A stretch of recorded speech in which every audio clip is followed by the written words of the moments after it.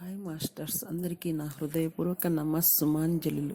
రెండవ శక్తి 18వ భాగం ఊహాకల్పన. సాధ్యమైన విషయాలను ఊహించి సాధించిన వాళ్ళు మానవ సామర్థ్యపు హద్దులను చెరిపిన వాళ్ళు అని చరిత్ర చెబుతుంది.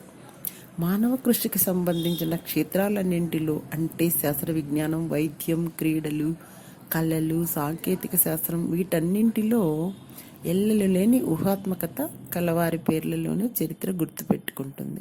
వారి ఊహల హద్దులను చెరిపేసుకొని వారు ప్రపంచాన్ని మార్చివేశారు.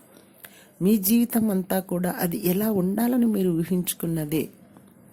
మీ జీవితంలోని సంఘటనలు, సందర్భాలు అన్నీ కూడా అవి అలా ఉండాలని మీరు ఊహించినవే. సమస్య ఎక్కడొస్తుందంటే చాలామంది మంచి ఊహలకు బదులు అధ్వానపు ఊహలు చేస్తారు. ఒక అద్భుతమైన పరికరాన్ని తమకు వ్యతిరేకంగా వాడుకుంటున్నారు.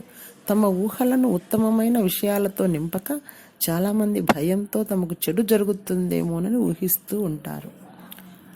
అవి వాళ్ళనుకున్నట్లు నిజంగానే జరుగుతాయి. కనుక ఊహలైనా భావనలైనా ఉత్తమమైనవిగా ఉండాలి. ఎందుకంటే మీరెంత గొప్పవని భావించిన ఆ కోరికలు ప్రేమశక్తి ముందు స్వల్పమైనవే.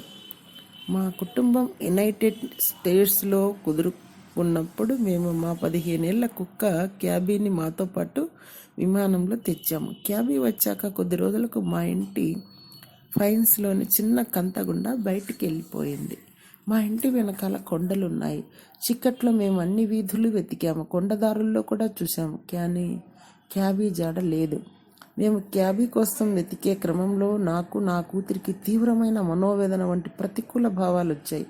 నాకు అర్థమైంది ఇక వెతకటం మానేసి మా భావనల్ని మార్చుకోవాలని. తర్వాత మా ప్రతికూల భావనలను మార్చుకోవాలని అర్థమైంది. మంచిని ఊహించాలని కూడా అర్థమైంది. అప్పుడున్న పరిస్థితుల్లో ఏదైనా జరగవచ్చు, కానీ క్యాబీ ఇంటికి క్షేమంగా తిరిగి వచ్చినట్టు ఊహించడం ద్వారా, అలా భావించడం ద్వారానే మంచి జరుగుతుందనుకున్నాము. మేము ఇంటికి తిరిగి వచ్చాక మా క్యాబీ మాతో ఉన్నట్లే భావించడం మొదలుపెట్టాం.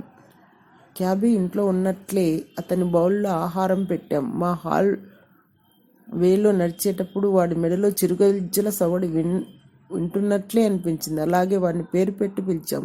మా అమ్మాయి పడుకోబోతూ తన 15 ఏళ్ల స్నేహితుడైన క్యాబీ తన మంచం పక్కనే పడుకున్నట్లు ఊహించుకుంది. మర్నాడు పొద్దున్నే కొండ కింద ఒక చెట్టు కట్టిన ఒక నోటీస్ మా కంటపడింది. అందులో ఎవరిదో ఒక చిన్న కుక్క దొరికినట్లు ఉంది. చూస్తే అది క్యాబీని. మేము ఊహించినట్లే మా క్యాబీ క్షేమంగా మాకు దక్కింది. మీకెంతటి గడ్డు సవాళ్లు ఎదురైనా అందులో నుంచి మంచి ఫలితంతో బయటపడతామని ఊహించండి, ఆశించండి. ఇట్లా ఊహించినప్పుడు పరిస్థితులు మీకు అనుకూలంగా మారతాయి. Thank you.